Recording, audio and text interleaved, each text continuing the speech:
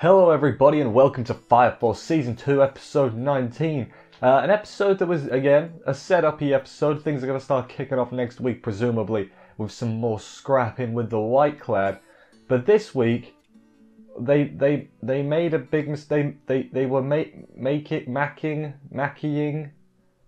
but with Mackie, it's a pun, it's very funny, it's very humorous, it works better written down, so I think I might use that for the title, actually. But no, Mackie gets yeeted out of the 8th, which is not good. Everybody is super protective of her for some reason. Like, I get it, she's kawaii, but hey, you seen them arms? Damn, she's like, her arms are like bigger than my forehead, which is, that's pretty big, you know? Good job there, Mackie. But anyway, let's just jump into the episode proper, see exactly how everything went down and why everything went down as well. And do this thing.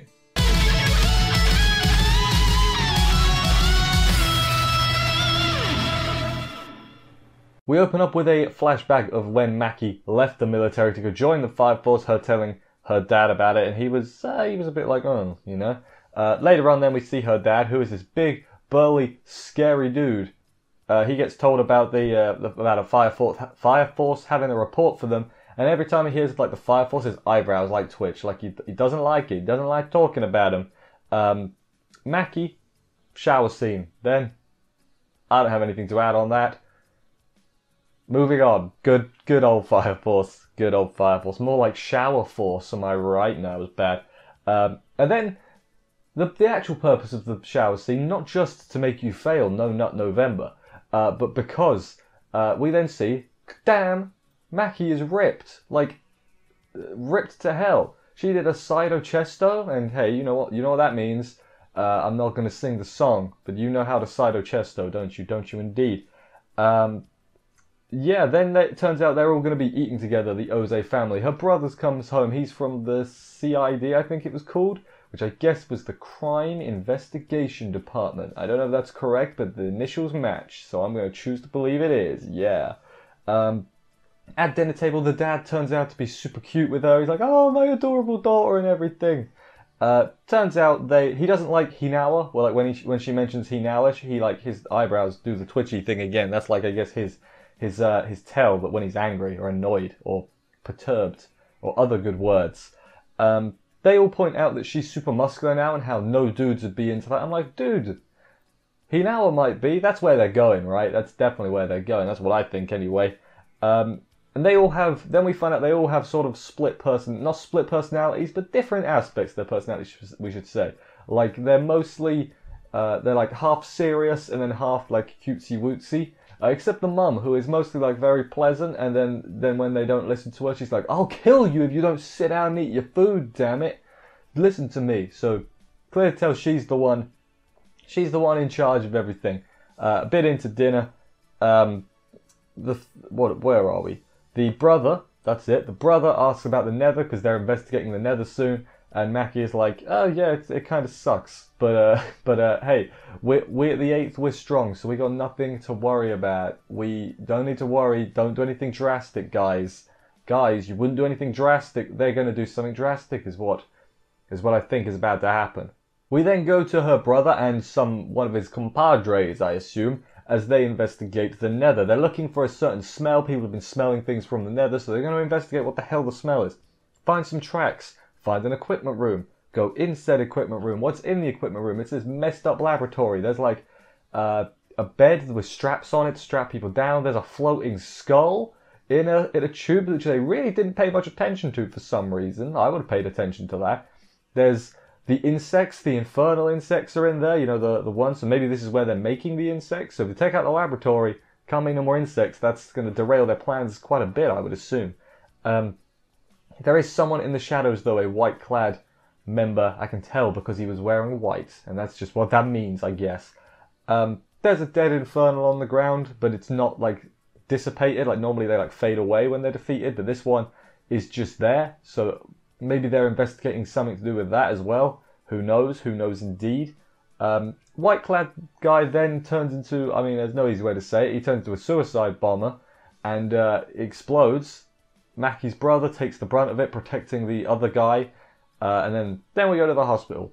He's alive, luckily, very luckily, but he's got a lot of injuries. I'm not going to recount them all because I don't remember them and I didn't write them down. But the gist of it is it can take you 3 months to heal. And 3 months, honestly, that's not too bad. That's pretty good, all things considered. Considering what an absolute hit he took. 3 months, I'd take 3 months for that, you know. That's a win to me, as far as I'm concerned. Someone who knows nothing about injuries or medical. Like, my worst injury ever, I broke a finger once. So, that's... You know, and I broke a toe actually playing footy on the pavement, which you shouldn't do. Absolutely destroyed my big toe. Where were we? Hospital, right. They start freaking out like, that's the people Mackie are up against? That's not good. The dad, after hearing about this, is like, we can't be left out of this investigation anymore. So he's in charge of the second, because they're like partnered with the military, if I remember right. So he gets the second, he's like, second... We're gonna go on a investigation to the Nether, alright, to figure out what's going on with the Whiteclads. So send a message to that guy. That's what we're gonna do. We're gonna figure out what's going on down there in the Nether. Better bring you flint and steel. I probably made that joke in season 1, but I'll make it again, why not? We then go to a normal morning at the 8th, that is to say Arthur and Shinra are fighting over the moose head, and Mackie is making the moose head eat some paper, and... It's just shenanigans, you know. Strangely enough, Tamaki did not lose her clothes, which... Is Tamaki been replaced, you know? Did Assault take the real Tamaki and put a fake Tamaki in her place? I don't know, but I mean, she was wearing clothes. She was wearing her sister's outfit as well, for some reason. Probably because she was practicing that. It's weird having 2 jobs. Have 1 job. It's a lot more calming on your mental state. Or don't, I know, people have got to do what they got to do. I shouldn't say whatever. Hinawa has got, Captain Sora brings Hinawa a message about the joint mission to the Nether. They want the 8th involved too. Something's written on the bottom of the page which has them mighty perturbed. Hinawa and the Captain grab Mackie and like, Mackie, we got this paper for you. They want Mackie to return to the military. I think they said that, like, we're allowed to refuse this, you know. We can refuse an order from the military, which makes it even weirder that they, you know, brought her in to actually... Basically, she really wants to stay in the 8th. She's like, nah, I'm good, I'm with you guys. And then Hinawa is like, go back. You're not... Basically, you're not good enough to come. This ain't the place for you. Which is very harsh, you know. But this and then later on, I think Mackie sort of realises too, Hinawa's just looking out for her as well. Like, he's sort of like her dad in the fact that they don't want her to get hurt, so they're looking out for her, protecting her, even though she could probably handle herself. I reckon she could handle herself better than a lot of them at the second. That's my prediction. I could be wrong on that though, but that's just what I think. We then go to Juggernaut briefly, who I think is at the second. He's like, I hope Tamaki's coming, so he's obviously going to end up on Tamaki's crew in the mission to the second and make a fool of himself a lot. That's something I reckon is going to happen. I could be off though. But yeah, just a little bit of Juggernaut to brighten up our day, I suppose.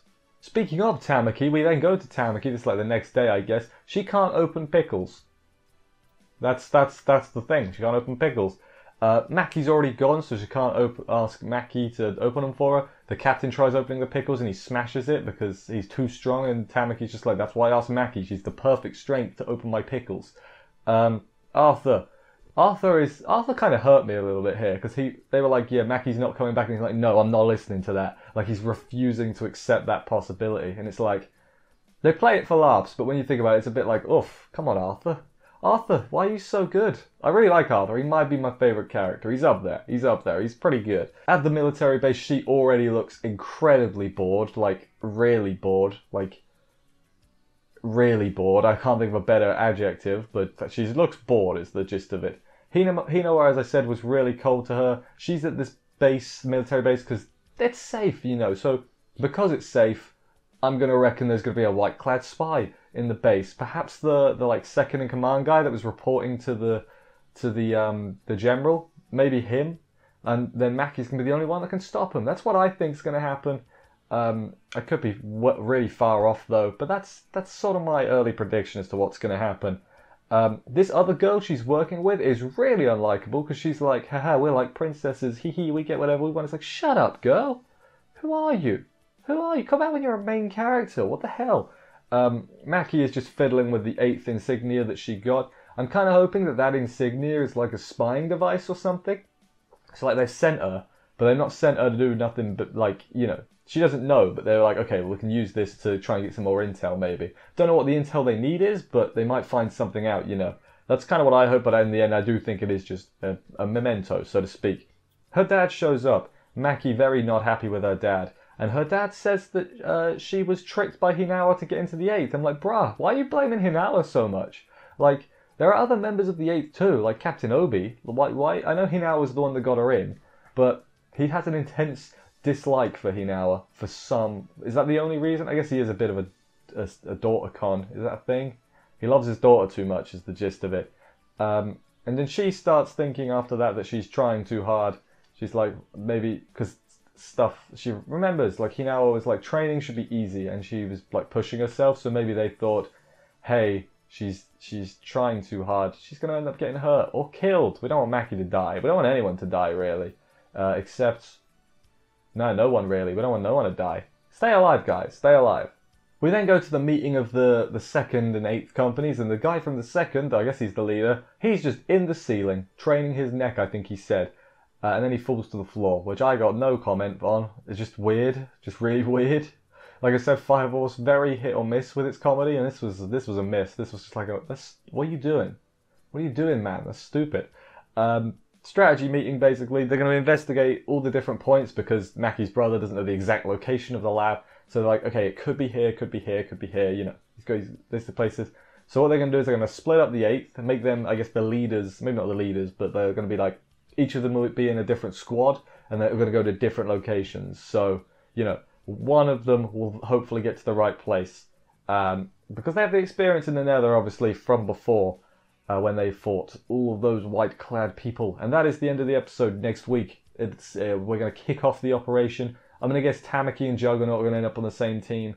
Shinra will probably be on the team that discovers the blaze, because Shinra is the main character. I still think Maki's going to do something. I don't think she's either going to disobey orders and come to the Nether anyway, and she'll be the one to solve it, or there'll be something going down at the military base, and she'll be the only one that can really stop it there. That's kind of what I think. Could be wrong though. We got what, 5 episodes left? Is this a 6 episode arc? Is this a long arc, or is it going to have like a little mini arc towards the end? No idea. I've not read the manga. But anyway, let's see what my favourite part of the episode is, and then we'll wrap this shindig up. But favourite part, what was it?